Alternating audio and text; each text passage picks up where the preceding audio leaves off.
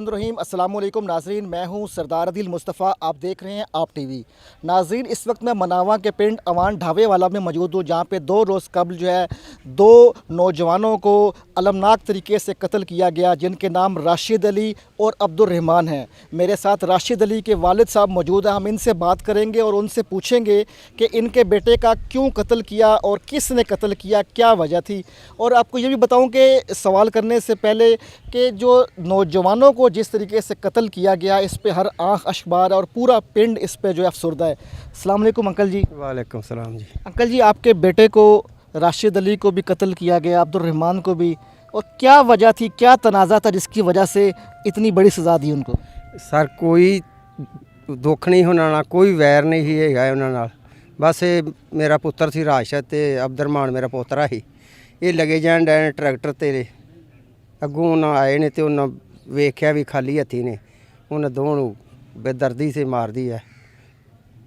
अच्छा, बेदर्दी से मार, जिन्होंने मारा है वो भी आपके रिश्तेदार ही हैं? रिश्तेदार ने मेरा वड्डा भाई उन्हें नाले विआया सी, मेरे वड्डे भाई दे साले ने। कोई साडा उन्हां दा तकाजा नहीं सी हैगा किसी दा, कोई उन्हें तिड़ियां ही मार दिते ने। कोई ना कोई वजह तो होगी कि जो उन्होंने इस तरह बेदर्दी के साथ उनका मर्डर किया। आज नहीं दुनिया खलोती, किसी नूं पुछ लो, कोई दुख नहीं कोई वैर नहीं। पहलों 2 साल पहलों उन्हें साडा भनेवा मारिया ते असी नहीं भनेवे दी कीती, नहीं उन्हां दी कीती, असीं अपने पासे ही रहे हैं। उन्हें नजायज़ फायदा ठा के ते उन्हें हुण इन्हां ने मारता, चलो इन्हां दा भी काम नबेड़ो। साडे वजीरे आला अगे, IG पंजाब अगे, DAG पंजाब अगे, SP साहब अगे, DSP साहब अगे, SHO मनावा साहब अगे साडी ये रिक्वेस्ट है, साडे मुखालफां नूं छेती तो छेती गिरफ्तार किया जाए तो सानू इंसाफ मिले।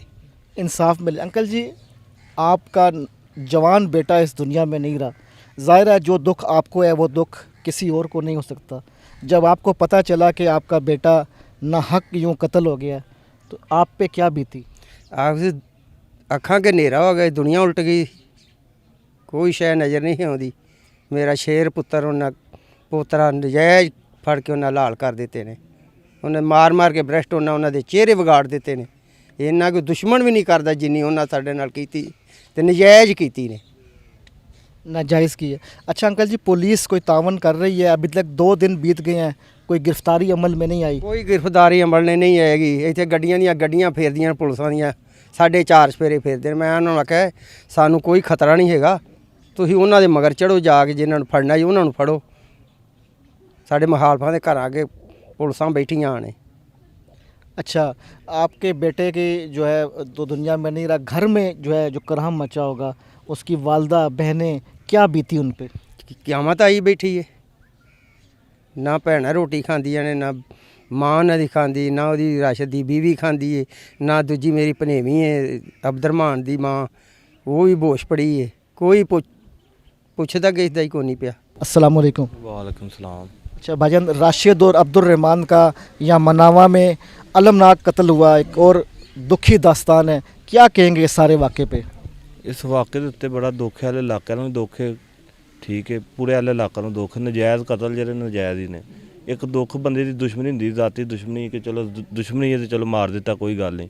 इंज दुश्मन भी नहीं मारते जिवें उन्हें मारिया, बेगनाह कतल कीते ने, नजायज़ ही नाहक कतल कीते ने। उन्हें अगे एक कतल किया तो पिंड आण के बह गए, किसी ने उन्होंने छेड़िया नहीं, किसी कोई गलबात नहीं की। उन्हें इसे वजह तो उन्हें जो ना सानूं तो किसी पुछया दस्सिया नहीं गा, पत्थे वसूल करन लग पे हैं लोगों तो, जिहदी वजह तो उन्होंने दिल वस गया कि कतल करके नाले जग्गे लेने तो नाले असीं इज्जत दे नाल बहिने घर। इस वजह तो उन्होंने नजायज़ कतल कर देते हैं।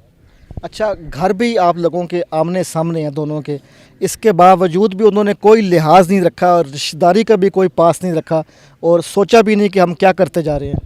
उन्होंने रिश्तेदारी का ख्याल ही कोई नहीं है, आए को नहीं कि असीं अपने एडी वड्डी रिश्तेदारी आमने सामने घर ने, पैलियां ने, कोई ख्याल किसी की इज्जत का कर लिया ना, किसी की इज्जत का ख्याल ही नहीं किया।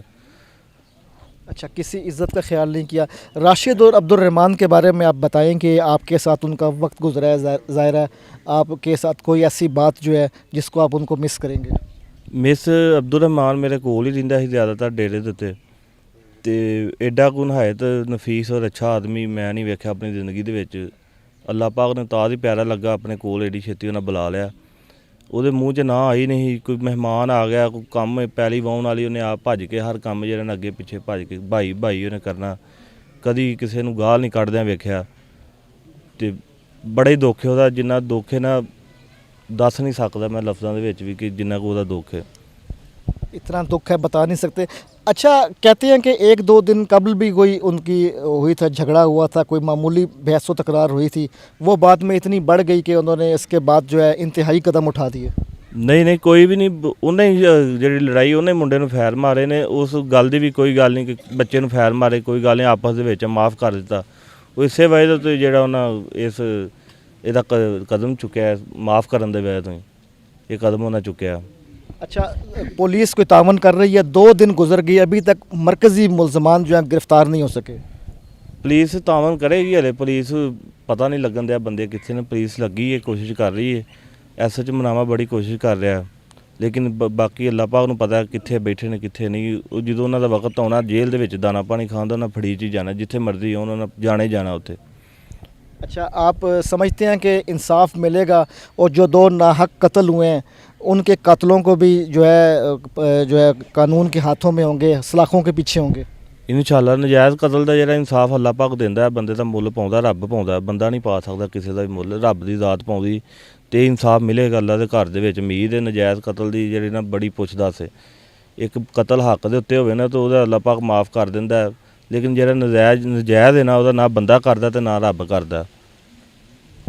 बिल्कुल नाजरीन, आपने देखा भी और सुना भी कि राशिद अली और अब्दुर्रहमान का मनावा में एक मरतबा फिर जो है नाहक कत्ल हुआ है और उनके वर्सा भी, उनके वालदैन भी जो हैं आज जो है अश्कबार हैं और जो है इंसाफ की वो उम्मीद लिए यहाँ बैठे हैं। और हुक्मरान बाला से भी ये उनकी अपील है कि कातलों को फिलफौर गिरफ़्तार किया जाए ताकि इनके जो बच्चों के साथ जिस तरीके से बेहमाना तरीके से उनका कत्ल हुआ है उसका उनको इंसाफ मिले। आइंदा किसी नई वीडियो में किसी नए मौजू के साथ हाज़िर खिदमत होऊंगा।